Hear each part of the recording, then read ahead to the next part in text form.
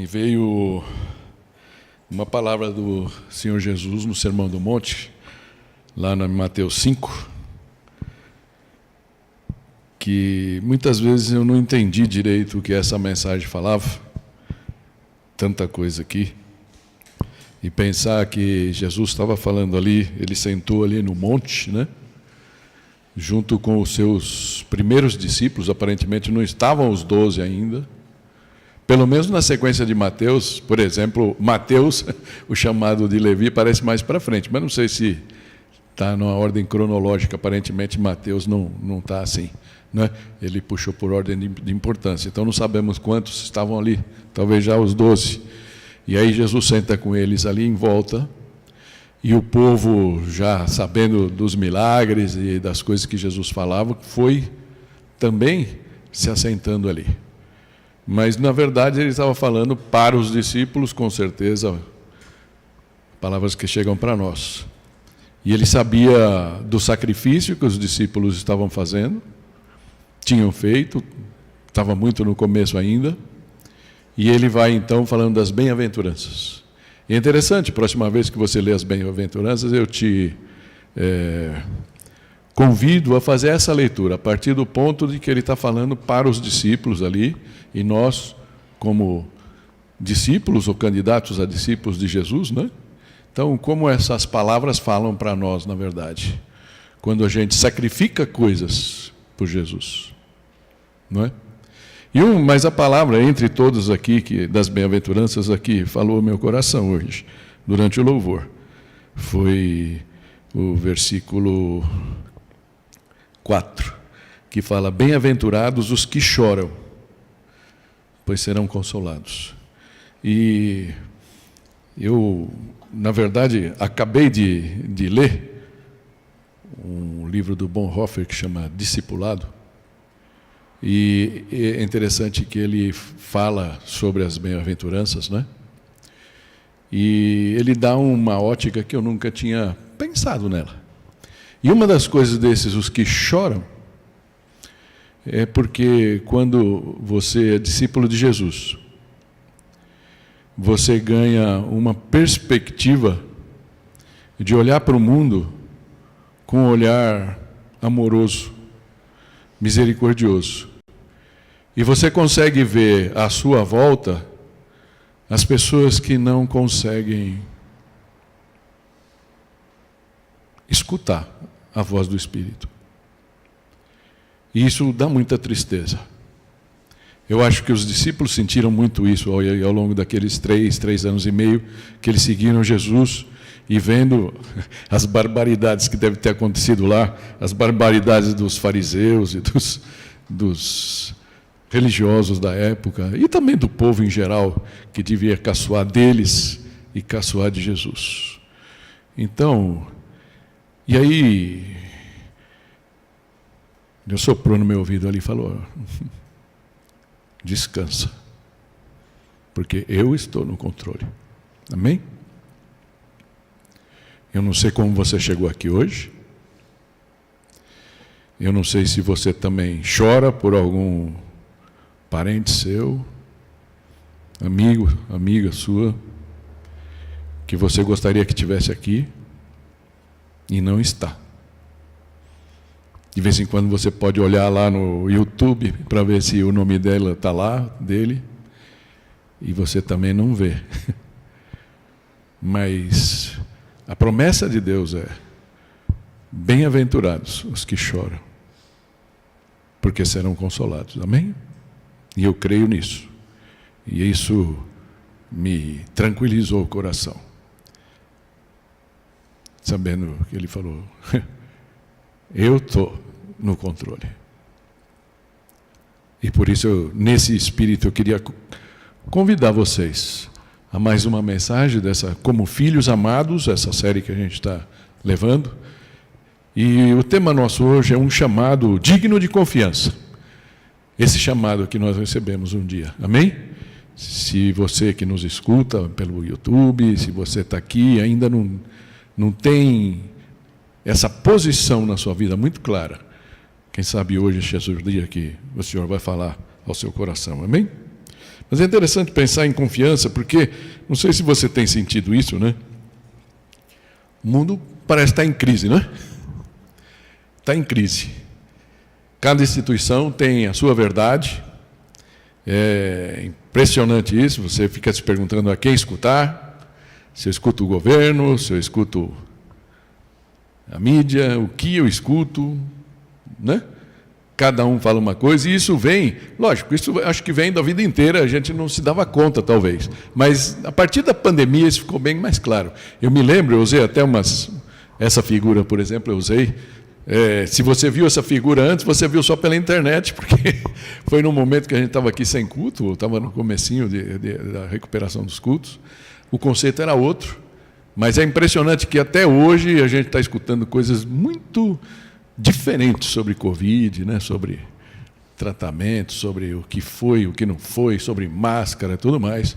Parece que é uma loucura tão grande que a gente não sabe, na verdade, qual é a verdade em tudo isso, né? E existem divergências de informação, de opinião.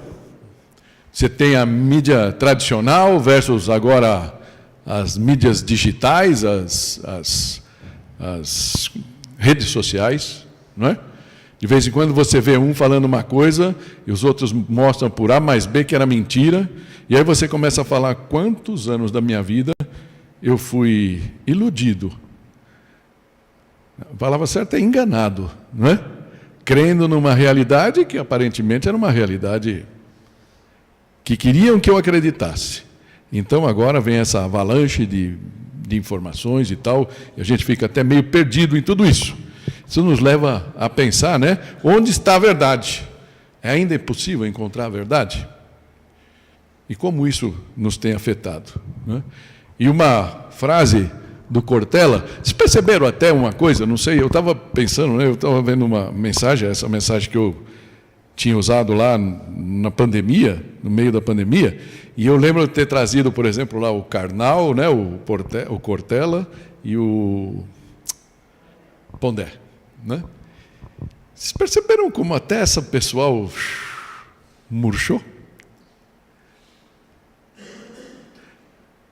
Eu lembro de ter trazido uma posição de cada um na época, né? Uns achavam que depois da pandemia o mundo ia ser cor-de-rosa.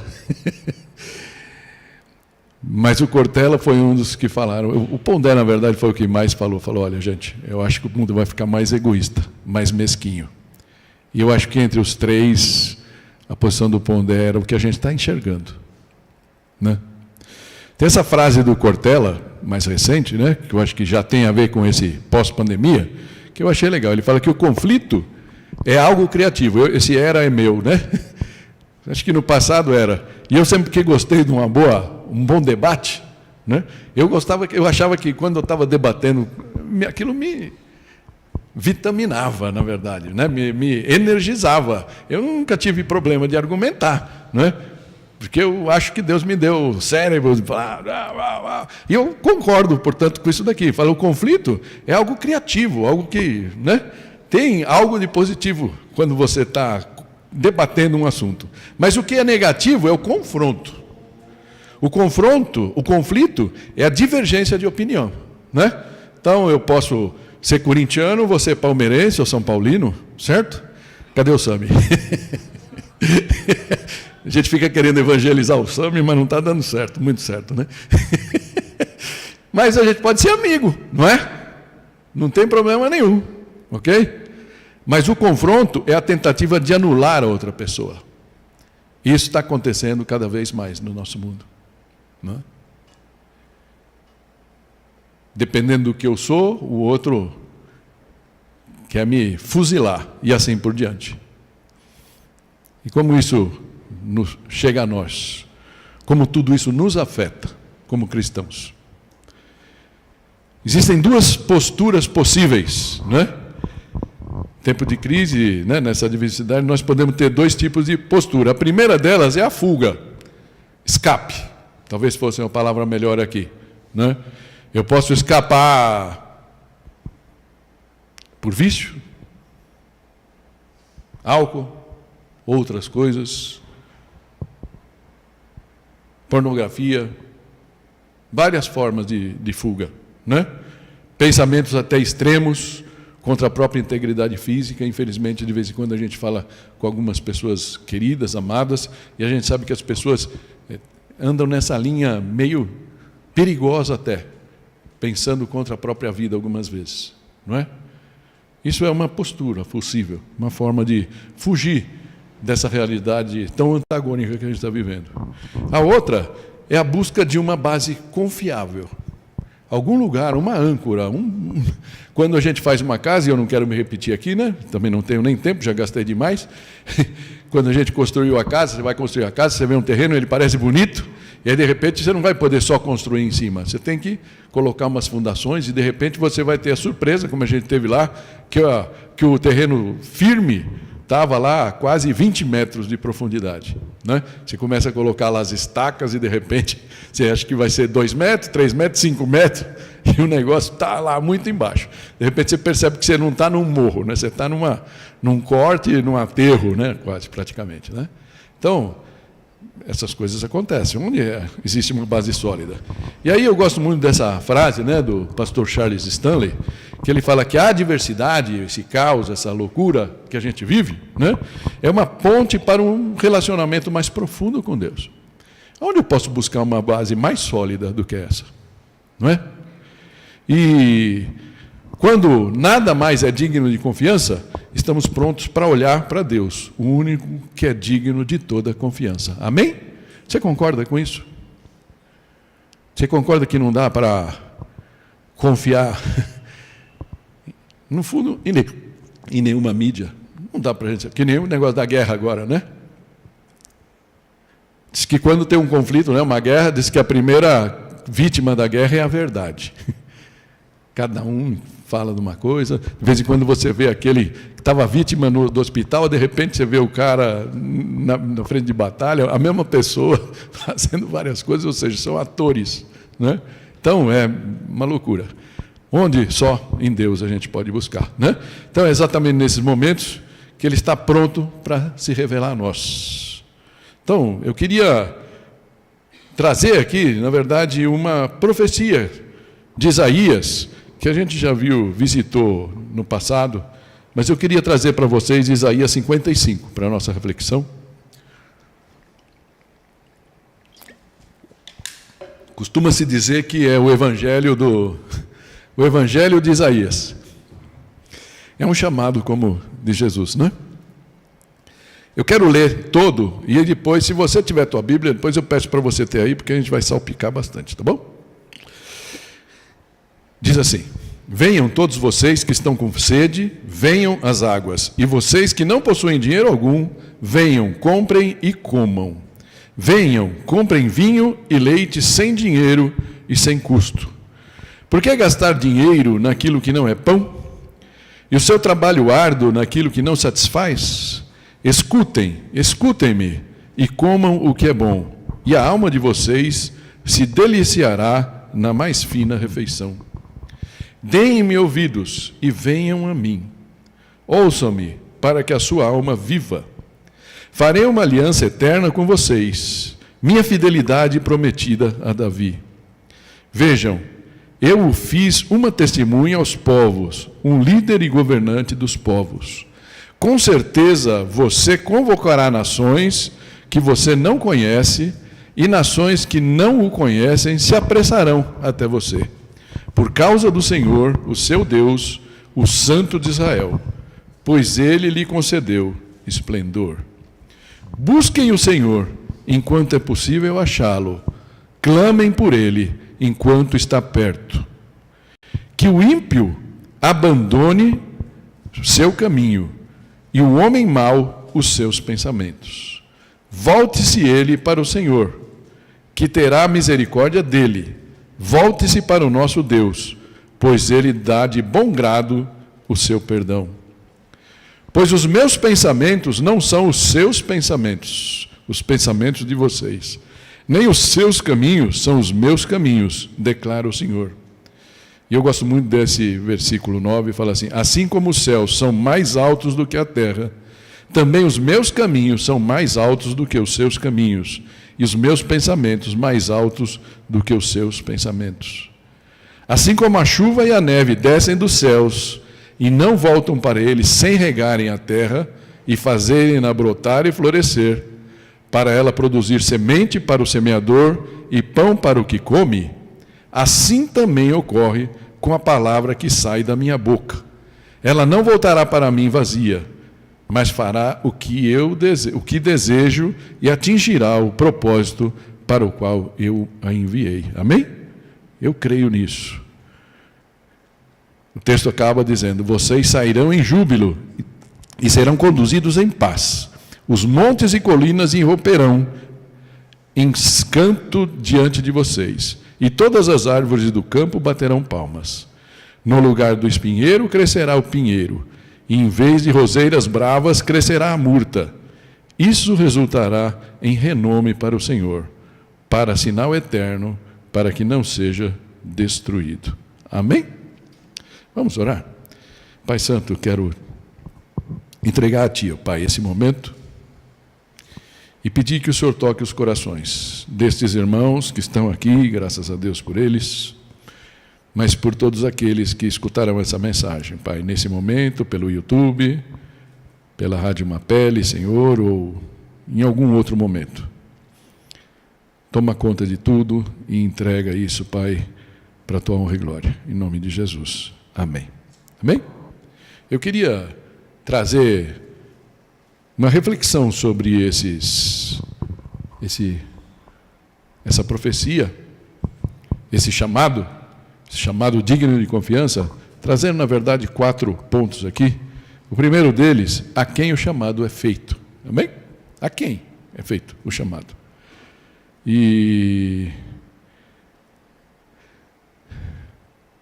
no versículo 1, ele dá a dica para a gente, né? Começo do versículo 1 fala assim, por isso que eu digo que talvez se você quiser seguir aí na tua Bíblia, não é? Mas venham todos vocês que estão com sede, venham às águas. Eu não sei quanto a você, para mim a água é... Você imagina aquele dia, hoje não está um dia tão propício, mas aquele dia com aquele sol rachando, se andou, né? De vez em quando eu saio aqui, eu faço algumas aventuras, aqui próprio na Guaipá, né? E a Guaipá, como tem pouca árvore, de vez em quando a gente sai daqui, eu vou até lá embaixo. Um dia eu saí daqui, eu falei, vou almoçar lá na padaria, uma terça-feira. Estava aqui, não lembro se a Neide estava, acho que a Neide estava. Eu falei, vou comer lá na padaria, lá embaixo. É uma padaria que foi renovada ali, né? Tudo bem. Ok, fui até lá, descer para baixo, todo santo ajuda, né? Diz o ditado. Aí fui, tudo bem, entrei, almocei, tranquilo.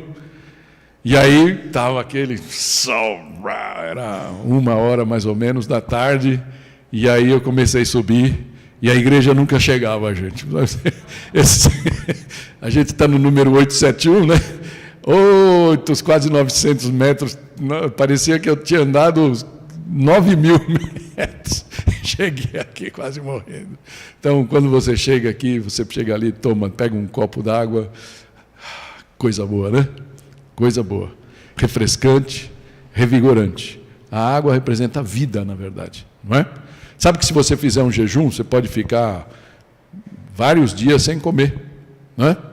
Não tem problema, teu corpo vai se adaptando e vai... Chega um momento ele começa a queimar as gorduras, depois ele vai se adaptando novamente. Mas sem água, dificilmente você vai sobreviver. Mais de 2 dias ou coisa assim, não é? A água realmente é vida, nós somos 70% água, não é? Então, a água é uma bênção, como nós vamos ver. Então, a sede, portanto, é natural, a água é vital. Mas alguns idosos, por exemplo, tem uns irmãos que não estão aqui hoje, não sei o que aconteceu, mas tem uma dificuldade com a água, não gostam, tal. Eu sempre falo com eles assim, eu faço uma oração e você toma um copo d'água, amém? Isso é a chave da resposta divina, né? Um copo d'água é uma oração.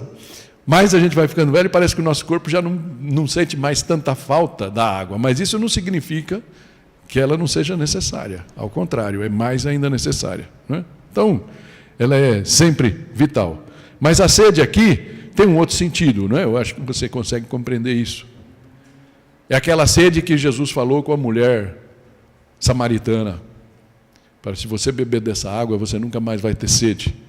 Essa água realmente, essa sede de uma necessidade espiritual, emocional, aquela consciência de que nós temos a necessidade de buscar algo que está faltando em nós. Algumas vezes a paz, a alegria, a satisfação na nossa vida, aquela coisa que a gente não conseguiu encontrar no trabalho, na família, nos relacionamentos, no amor, e de repente você se dá conta que falta alguma coisa. Essa é a sede, né? Busca isso, ainda não encontraram essa sede. Então, ter sede é natural, mas há momentos na vida que já não dá mais para a gente brincar de que a gente não tem necessidades espirituais. E talvez Deus esteja falando para você hoje, aqui. A gente pode enganar, estou bem, está tudo bem, deixa para amanhã, mas de repente chega o dia de você encarar isso. E o chamado, então, se você sente sede, você sente que nem tudo na sua vida está certo, quem sabe hoje é o dia para você, esse chamado é para você, amém? Mas também é aos pobres. E vocês que não possuem dinheiro algum, venham, comprem e comam. Essa é a segunda parte do versículo 1, né? É interessante o chamado desse texto, desse chamado, essa palavra que Deus deu para Isaías. Ele fala, venham, vocês que não possuem dinheiro. Mas como é que é isso, né? Então é interessante que falam, venham, sem dinheiro algum, mas comprem e comam. A gente vai falar disso um pouco mais para frente, mas é importante você pensar, não basta nas coisas de Deus, nas coisas da fé, não basta só você saber. De repente você está aqui a tua vida inteira, você está escutando todo domingo, você escuta um monte de coisa, é bacana, mas existe um desenho, né? Existe um processo que fala assim, primeiro eu conheço isso, minha mente. Mas chega um momento que aquilo tem que tocar o seu coração. Eu amo isso. Eu amo saber disso. Eu amo saber disso. E depois tem um momento que isso tem que correr para as suas mãos e para os seus pés, que é, eu vivo isso. Amém? Eu vivo isso. Então, quando fala aqui da compra, comprem e comam, não basta você conhecer. De vez em quando a gente chega numa ceia, a gente chega lá, nesse lugar, nessa festa, não sei como é que a gente pode chamar esse lugar para o qual a gente é convidado, essa mesa farta, onde tem de tudo, e você pode chegar lá e só picar. Eu venho aqui no domingo, eu venho aqui a cada 3 domingos para não me cansar, né? Porque eu tenho coisas mais interessantes de repente, né? Mas eu venho, então eu pico. Meia horinha, dou uma picadinha e vou embora. Mas o convite é para você comprar. Você assumir isso para você. E para você comer. Ser impregnado disso. Que é o Evangelho, amém? Nós vamos aprofundar isso mais para frente. Então, pobres aqui, não é pobre, pode ser pobre de dinheiro, mas pode ser pobre de espírito. Não é? Pode você se sentir num momento da sua vida que você precisa de algo mais sólido, mais confiável. Amém? E eu gosto dessa parte que é aos iludidos também. Começo do versículo 2 fala, por que gastar dinheiro naquilo que não é pão e o seu trabalho árduo naquilo que não satisfaz? Parece que é um chamado para todos nós, que Deus faz através de Isaías. Muitas vezes a gente se ilude, porque o mundo nos diz isso, do sucesso, o dinheiro, a fama, pensando que essas coisas nos darão ou nos dariam satisfação. Então eu trabalho um pouco mais, eu dou um esforço maior, eu estudo um pouco mais, eu me dedico um pouco mais, eu bajulo um pouco mais meu chefe, não é? E assim por diante. E de repente, no final do dia, no final da semana, no final do mês, eu percebo que tudo bem, eu recebi lá o meu dinheiro, o que é bom, não é? Mas a que preço? Será que no fundo eu recebi satisfação? Outro dia me mandaram uma piadinha lá, uma piadinha não, né? Uma coisa de um cara, provavelmente do Mato Grosso, voz meio caipira, né? E ali ele fala, o cara está lá pescando peixinho, fazendo um peixinho frito lá, na beira de um rio, e aí ele faz aquela velha analogia, né? Ele fala, olha, a gente está aqui, a gente é daqui, estamos comendo peixinho, tem gente que passa a vida inteira trabalhando, se desgasta, estuda, faz faculdade, MBA, não sei o quê, corre, tem desgaste, se separa, coloca ponte de safra, tem uns que colocam por problema genético, né? Eu já entrei na lista também, então não estou aqui acusando ninguém, porque eu também já sou do grupo. Mas, de repente, tem infarto, tem um monte de coisas, para no final da vida poder descansar, de repente ir para a beira do rio, poder pescar, fazer um peixinho, né? E aí o caipira fala, ó, eu já nasci aqui, eu faço isso a minha vida inteira, então para que correr atrás do vento? Não é? Parece que o chamado aqui é um pouco isso, para que correr atrás do vento? Para que gastar dinheiro, gastar nosso esforço, correndo atrás do vento? Não estou falando contra a sua ascensão profissional, nem nada disso. Mas se você colocar todas as suas fichas nisso, quem sabe no final do arco-íris, não tem o pote de ouro que você sempre pensou. Você pode até achar o pote de ouro, mas a satisfação que você pensou que aquilo ia gerar em você, não acontece. Interessante, né? Eu já trouxe essa frase algumas vezes aqui, do Mark Twain. E eu sempre busco uma cara dele um pouco menos agressiva, mas parece que ele, né, era um pouco assim de propósito. E ele fala, né, que é mais fácil enganar uma pessoa que convencê-la de que ela foi enganada. Né? O mundo nos leva a correr atrás do arco-íris, correr atrás do pote de ouro. Os ratinhos, sempre penso naquela roda mágica dos ratinhos lá. Correndo. Né? E aí, de repente, você chega no final, alguém chega para você, ó, desce da roda. Se eu descer da roda, eu vou morrer, eu não vou ter salário, eu não vou ser feliz. Cara, a felicidade não está ali, não. Não é? Se você percebe que andou iludido também, enganado, por muito tempo, por esse ouro que o mundo nos mostra, quem sabe esse convite de hoje é para você também, o convite desse texto. Amém? E ele fala também aos pecadores. É interessante que o versículo 7 fala assim, que o ímpio abandone seu caminho e o homem mau os seus pensamentos. A sociedade busca nas pessoas grife, busca as pessoas quem tenha boas referências, né? O famoso QI, né? Que não é o coeficiente de inteligência. Que, aliás, o Brasil está bem mal na estatística aí, né? Mas vamos em frente. E aí, quem indicou? Quem indicou? Você é amigo de quem? Então, tem gente que corre, não sei se você já cruzou com gente assim no trabalho, na sua vida, família, que não quer, na verdade, eles buscam... Eu tive um funcionário uma vez, no tempo que eu trabalhei numa grande empresa aí, eu era um cara de mercado, um cara muito bom, peguei o currículo dele lá, selecionei entre todos. Mas o cara entrou, no dia seguinte que ele estava lá, ele me cumprimentou, ele falou, por favor, posso ter uma reunião com você? Eu falei, tudo bem, vem. Né? Ele veio, ele falou, quem é quem aqui dentro? Né? Tem um termo em inglês que chama stakeholders, né? Ou seja, os pilares. São as pessoas dentro da companhia, dentro da estrutura da companhia, que faziam a diferença, que tinham influência. Então ele queria saber quem eram essas pessoas, porque estava na cultura dele, era a forma que ele trabalhava. Então, no fundo, eu fui muito bom porque eu coloquei ele dentro da companhia. Mas a partir daquele momento, para ele era importante saber quem era quem, para ele poder ir lá, se acercar e tudo mais. Não é? Você já deve ter visto coisas de pessoas, ou talvez você já tenha tido algum contato, uma pessoa que estava muito próxima de você, quando você estava bem, você estava no momento, você estava trabalhando, não sei o quê. Você saiu do emprego, você mudou de vida, aquelas pessoas sumiram. Mas não era tão meu amigo. Eu acho que não. Eles eram amigos do que você representava. Não é? É interessante.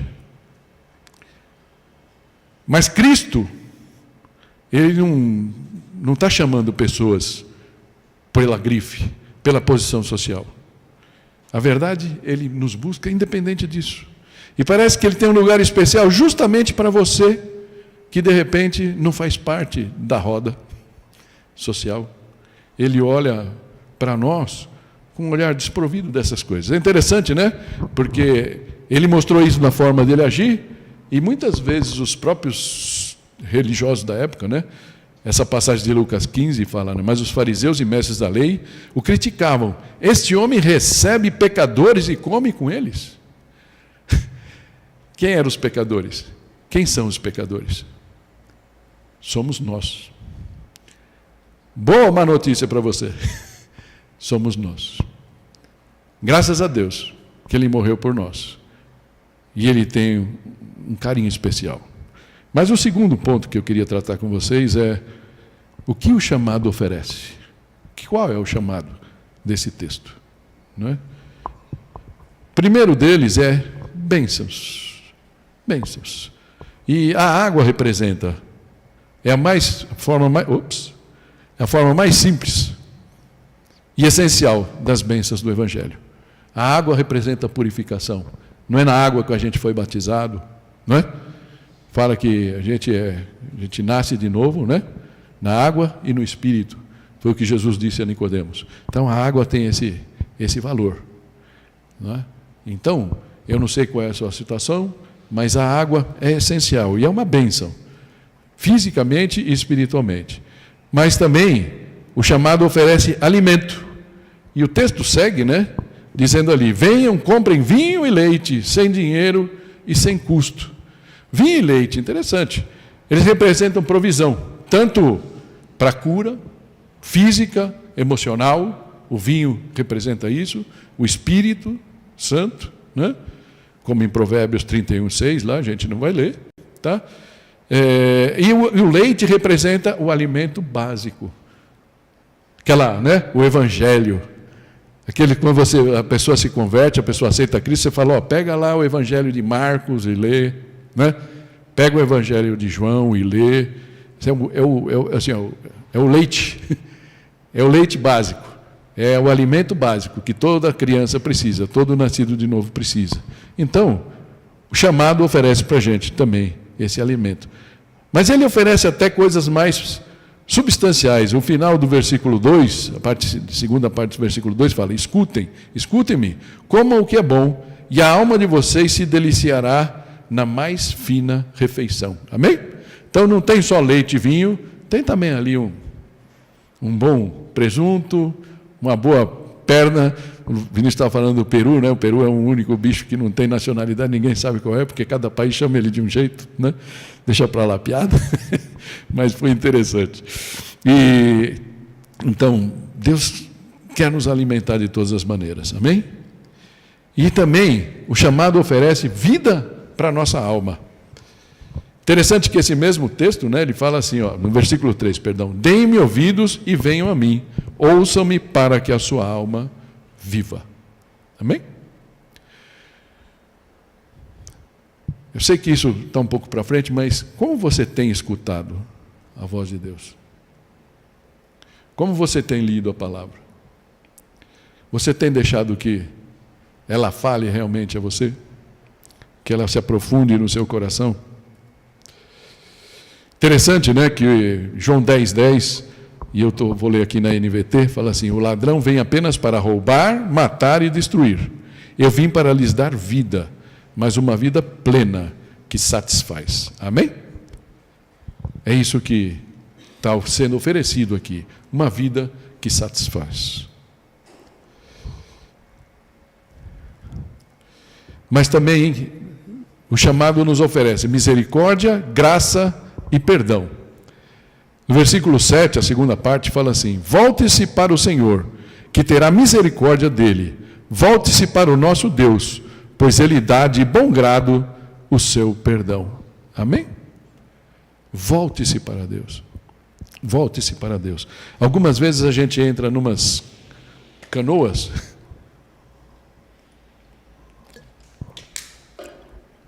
que parecem boas, e aí de repente, ao longo do tempo, Deus fala, olha, considere esse caminho que você está indo. Será que é um caminho que realmente me satisfaz? E Ele vai trabalhando isso na nossa vida até o ponto de que a gente se arrepende e se derrama diante dEle e pede perdão. Que bom saber que, como esse texto fala aqui, a promessa, né? que ele terá misericórdia dele. Volte-se para o nosso Deus, pois ele dá de bom grado o seu perdão. Amém? Mas vamos lá. Mas ele oferece também uma aliança eterna. É parte do chamado. Versículo 3b, né, fala: farei uma aliança eterna com vocês, minha fidelidade prometida a Davi. Essa aliança está conosco. Ele fez essa aliança lá atrás, com Davi, com Moisés, mas Jesus, essa aliança é renovada, a aliança da graça, e ela é oferecida para nós. A gente pode desfrutar hoje dessa aliança. Amém? E oferece também alegria e paz. Esse versículo 12, para mim, ele é bem significativo, porque fala assim: vocês sairão em júbilo e serão conduzidos em paz. Os montes e colinas irromperão em canto diante de vocês, e todas as árvores do campo baterão palmas. Amém? Interessante, porque é uma figura, lógico, você não vai andar na rua e vai ver as plantas assim para você, né? Mas isso, quando a gente aceita Jesus, diz que tem festa no céu. E nossa vida, a partir dali, você pode viver como se isso fosse uma realidade para você, a gente vai ainda tocar no último ponto disso, ou como se fosse uma coisa que você só beliscou, mas não transformou em realidade para você. Eu e a Tô estávamos tomando café na padaria hoje cedo, eu procurei aqui e não achei, né? Eu nem sei onde foi aquilo, pensei que alguém tivesse me mandado, mas não foi. Um quadrinho interessante, que mostra um copo de água, com água, assim, 3/4 de água, não sei se alguém viu isso daí, recebeu. E aí tem uma pessoa dentro, né, como se tivesse 2 pessoas dentro do copo, 2 pessoas em miniatura, um está flutuando, deitado lá, boiando no copo, e o outro está se afogando, né? E a analogia que foi feita foi justamente isso. O copo, ou seja, as circunstâncias, muitas vezes são as mesmas para várias pessoas. Mas algumas pessoas conseguem boiar, flutuar, em paz, naquela situação, e outras, aquilo quase que os mata, né? Parece uma loucura. E, logicamente, o moral ali da historinha é que tudo depende de como a gente reage às situações. O que para um pode ser um drama, para outro pode ser uma coisa que ele sai sem nenhum problema. O convite da palavra, essa alegria e paz, é justamente essa. Se nós estivermos com Jesus no nosso coração e nós realmente confiarmos nele, nós podemos passar pela maior dificuldade, não é? Eu não sei, por exemplo, tá, que eu estou vendo o seu Roque aqui, não estou pensando na dona Laura, né? Está lá, coitada, convalescendo, está tendo que andar de andador, né, seu Roque? Passando dificuldade, mas às vezes que eu liguei e falei com ela, eu orei com ela por telefone, né? Ela me pareceu em paz. Não sei se está certo, seu Roque. Ela está em paz. Ela sabe o que ela passou, ela sabe da dificuldade, que ainda está, né? Mas ela está em paz. Ontem falei com a nossa irmã Cida, né? Orei com ela por telefone. Ela disse que uma coisa meio horrível, que me deu até agonia no telefone, assim, que ela disse que ela estava descendo a escadinha lá, de Havaiana, né? Não sei se estava molhado ou não. E aí ela disse que escorregou e ela disse que ela viu o pé dela para trás, assim, disse que o pé ficou bambo, me deu uma agonia na hora. Eu orei com ela, né? Mas tem acontecido algumas coisas na vida da Cida, né? Mas eu não senti desespero na voz dela. E isso é uma boa coisa. É uma boa coisa. Quando a gente anda com Jesus, pode fazer toda a diferença, apesar das circunstâncias. Amém?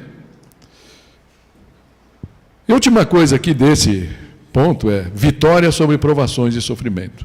No lugar do espinheiro, crescerá o pinheiro, e em vez de roseiras bravas, crescerá a murta. Isso resultará em renome para o Senhor, para sinal eterno, que não será destruído. Esse é o versículo 13, né? E ele fala aqui num sentido totalmente figurado. Quando isso acontecerá? Na sua totalidade, a gente sabe que vai acontecer no milênio, quando a gente estiver reinando com Jesus, ou mesmo no paraíso, quando a gente estiver na frente dele. Mas eu creio de coração, porque Paulo fala disso, toda a palavra fala disso, que nós podemos desfrutar dessas bênçãos hoje, amém? A partir do momento que nós temos Jesus no nosso coração está colado com Ele, e a gente está andando com Ele. Então, o que representa aqui isso, né? O que é o espinheiro? Não preciso falar que espinheiro é. Mas crescerá o pinheiro, ou seja, uma árvore frondosa no lugar, certo? De prosperidade, de coisas boas. Em vez das roseiras bravas, crescerá a murta, que aliás a gente tem uma plantada lá, nem fomos nós que plantamos, né? De repente começou lá, a gente tinha uma árvore que morreu, e de repente nasceu lá, e o jardineiro falou que é uma murta. A gente está tentando fazer com que ela fique, né? Tomara que ela seja mais bonita do que a anterior. Então, é como se fosse um convite para falar, olha, por mais dificuldade que você esteja, o Senhor ainda vai dar provisão de cura para você. Provisão de paz, provisão de felicidade, que o mundo não pode te dar, mas Deus sim, em Jesus. Amém? Muito rapidamente, os termos dessa condição do chamado. Primeiro, é de graça. E eu acho que não precisamos gastar muito tempo aqui. Sem custo. Sem custo. Não são as nossas qualidades, não é porque nós somos santos. Muitas vezes as pessoas se afastam porque sabem que não conseguem andar em santidade, e aí de repente você vai falar com a pessoa, não, tudo bem, tal. E é como se Deus não soubesse disso. Deus tivesse problema com isso. Mas eu queria dizer para você, Deus te conhece. E aqui fala que nossas obras, nada pode pagar o preço, porque esse preço já foi pago. Ele foi pago por Jesus. Não é porque nós merecemos. Não é porque Ele olhou para a gente em algum momento da vida e falou, Sueli, aquela moça é legalzinha lá, acho que eu quero chamar ela, né? Não foi por isso, certo, Sueli? A gente sabe disso. Não foi a minha realidade, provavelmente não foi a sua. E isso, por isso, é de graça. É somente pela graça, totalmente merecida, que só tem a ver com o amor que recebemos gratuitamente do Pai. E Ele que foi executada fisicamente no Filho. Certo? Outra coisa, os termos das condições, nós somos convidados a ouvir e a ir. E o versículo 3, no começo, fala, deem-me ouvidos e venham a mim, ouçam-me, para que a sua alma viva. Deem ouvidos, deem ouvidos. Fala que a fé vem pelo ouvir. Muitas vezes a gente fecha seu ouvido. Muitas vezes a pregação demora um pouco mais e a gente começa a se dispersar. Mas o que o Senhor tem e está falando para você, olha, segura um pouco, presta atenção, ouve e vem a mim, não é? Convidados a ouvir e a ir. Ouçam-me, para que a sua alma viva. Os maiores obstáculos de uma vida plena e verdadeira são a falta de atenção, insensibilidade, indiferença, dureza de coração. Certo? Muitas vezes as nossas boas ações são abafadas pelo quê? Pelas vozes do mundo. Nossas mentes são, na verdade, absorvidas, estão aí meio absortas pelas vaidades dessa terra, porque aí de repente eu troquei meu carro e aí a prestação que eu não tinha comecei a ter, e aí de repente isso me tira o sono, não é? E essas coisas ocupam um espaço na mente da gente e de repente não sobra tempo para Deus. A rotina, as atividades do dia a dia nos absorvem de tal maneira que podemos chegar até o final da nossa história, da nossa vida, sem despertarmos para o solene significado da vida. Isso foi o Simpson que disse, não é? Eu li as reflexões que ele tem sobre isso, para a gente poder estar aqui conversando hoje, né? Então, meio a todo esse turbilhão, Deus nos chama em alta voz. Deem-me ouvidos. Incline os seus ouvidos e venham a mim. Amém? Então, ouvir e ir. Isso é uma aproximação de Deus, um movimento na direção de Deus. Por isso, no Salmo 95, e Hebreus também fala, né? Fala assim: hoje, se vocês ouvirem a sua voz, não endureçam o coração. Amém? Não endureçam o coração. Abra o seu coração para Jesus. E aí aquilo que eu já comentei um pouquinho, mas só para fechar: comprar e comer. Então, não basta ter acesso à informação. Não basta você ter essa Bíblia lá na tua casa. Não essa, né? A tua que você tem lá. Não basta ter a tua Bíblia aqui. E você toda manhã fala: bom, e eu já me peguei fazendo isso, tá, gente? Agora tem aqui, né, o devocional aqui, todo dia tem um versículo. Algumas vezes o versículo fala com você, algumas vezes não tanto, não é? Não é assim a vida da gente? Tem que você lê o versículo e a tendência nossa é: bom, li o versículo, obrigado, Senhor, e vida que segue. Talvez a gente só esteja picando, né? Pegando alugado, em consignação a palavra. Mas aqui está falando, você tem que comprar, se apropriar da palavra, fazer com que a palavra seja sua, o evangelho, o cristianismo. Ele tem que colocar, você tem que colocar o seu nome nele, né? Lembra no meu tempo lá, quando eu era criança, tinha o Rotex, lembra disso aí? Uma coisa que hoje tem coisas mais modernas, né? A gente, no livro das crianças, tudo mais, a gente pegava aquele negócio assim, era uma rodinha, né? Você vai clic, né? Clicava o nome e aí você punha aquilo lá. Então você colocava o seu nome. É como se estivesse falando: você tem que colocar o seu nome nesse chamado. Esse chamado é seu.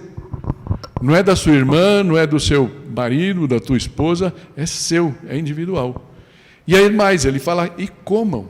Ou seja, não adianta eu saber que o evangelho foi alcançado, algumas pessoas se batizam e depois, né, não vivem o evangelho, mas você tem que comer. Você tem que falar: isso é bom, eu tenho que absorver isso. A minha salvação depende disso. Isso é o verdadeiro discipulado. Nós somos chamados a sermos discípulos de Jesus. Essa foi a ordem que ele deixou. Ele falou: vão e façam discípulos de todas as nações, ensinando-os o quê? A obedecer. A obedecer. E por isso que é importante a gente comer, comprar e comer, e buscar e achar. Por isso o versículo 6 fala assim: busquem o Senhor enquanto é possível achá-lo. Clamem por Ele enquanto está perto. Amém? E aí o convite final aqui para desviar-se do pecado. Que o ímpio abandone seu caminho e o homem mau os seus pensamentos. Volte-se para o Senhor, que terá misericórdia dele. Volte-se para o nosso Deus, pois Ele dá de bom grado. Isso é arrependimento. Amém? A parte primeira. Uma honesta mudança de direção. Deve haver um intransigente não para o mal do mundo, para os chamados da carne, para a voz do pecado e da tentação. E deve haver um eterno sim para Deus e para toda a sua vontade. Se você se vê apertado nisso, é sempre bom a gente lembrar de 1 João 1,9, que diz assim: se confessarmos os nossos pecados, Ele é fiel e justo para perdoar os nossos pecados e nos purificar de toda injustiça. Amém? Eu não sei qual é a sua situação, mas eu sempre gosto de lembrar dessa outra frase do Mark Twain, né? Que fala assim: a gente não se liberta de um hábito atirando pela janela. É preciso fazê-lo descer a escada, degrau por degrau. Não sei qual é a sua situação. Tomara que você não tenha nenhum pecado reservado, aquele que se tornou uma fortaleza para você. Fala: mas isso eu não consigo entregar, né? Nós vamos falar bastante dessas coisas, né? Cura da alma tratou bastante disso. Mas existem coisas que você precisa, uma determinação. Fala: eu vou me livrar disso, Senhor, me ajuda. E Ele vai te ajudar, passo a passo, a se livrar dele. Amém? Eu queria terminar, já estourei meu tempo aqui, com um apelo divino do chamado. E aqui eu quero deixar o Isaías 55 para trás, e trazer uma palavra de Jesus, que é, na verdade, o nosso verdadeiro Senhor, e que nos chama. Um apelo divino ao chamado. Ué, o que aconteceu ali?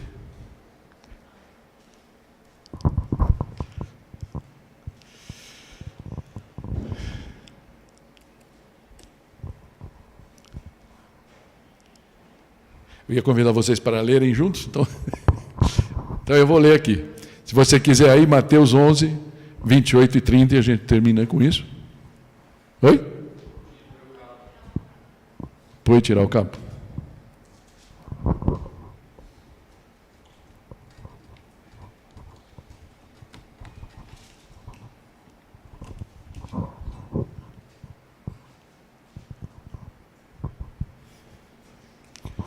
João, se você quiser vir vindo aqui já para a gente está no último minuto.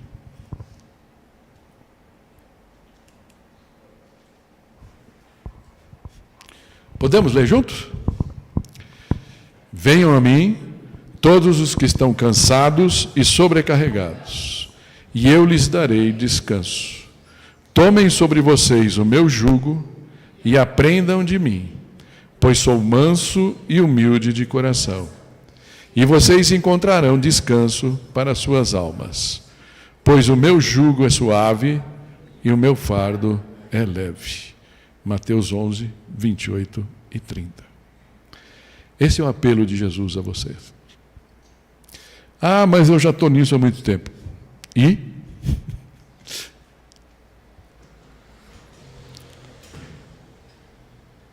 Quando Jesus falou, quem quiser vir após mim, pegue a sua cruz e siga-me. João 5, lembro do Douglas falando aqui, né? Quando fala que o fardo e o jugo do Senhor não é pesado. Talvez parte dos problemas que você ainda tem hoje, das suas frustrações, das suas dificuldades, que faz você estar ali no copinho, é porque você ainda não conseguiu dar um passo muito importante que eu queria te convidar a fechar os olhos aqui e eu queria falar com você. Existem outros jugos, existem outros fardos. Mas Jesus está falando para você hoje. Você está cansado, cansada, está sobrecarregado, sobrecarregada. Você pode ter descanso desse seu jugo, desse seu fardo. E o chamado de todo Isaías 55, e o chamado de Jesus aqui é falando assim: deposita esse teu fardo aos pés da cruz, hoje.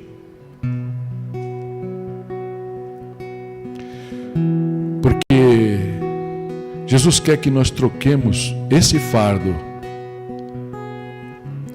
que a gente carrega talvez há tanto tempo, e esse jugo que o mundo nos impõe, o príncipe desse mundo nos impõe, que a gente troque pelo jugo de Jesus. A diferença é que Jesus fala aqui que ele é manso e humilde de coração. E ele vai nos ajudar no jugo. Imagina você deixar o jugo do mundo e colocar aquela canga tendo Jesus do seu lado. Imagina deixar o fardo da tua preocupação, das tuas culpas, do teu orgulho, dos teus medos, entregar ele para Jesus e falar: olha, eu tomo conta deles. Em substituição, eu vou te dar um fardo que vai ter amor pelo próximo, amor por mim, alegria, paz, a verdadeira felicidade. Esse é o verdadeiro chamado que Jesus está fazendo a você hoje. Não importa quanto tempo de caminhada você tem, Ele está te chamando a ser um verdadeiro discípulo, discípula dele. Vamos orar. Senhor Jesus, olha para cada coração aqui nessa manhã. Todos nós carregamos fardo, Senhor. talvez por não entender a qualidade do teu poder, a qualidade do teu amor por cada um de nós. Mas nessa manhã nós queremos declarar, Senhor, que não existe jugo mais suave, não existe fardo mais leve do que caminhar junto contigo, Senhor. O convite que o Senhor nos faz. E nessa manhã nós queremos declarar que queremos sim ser seus discípulos. Queremos abrir o nosso coração para Ti, Senhor, para que esse chamado seja real na nossa vida, Senhor. Vem e nós abriremos o nosso coração para Ti nesta manhã, em nome de Jesus, amém.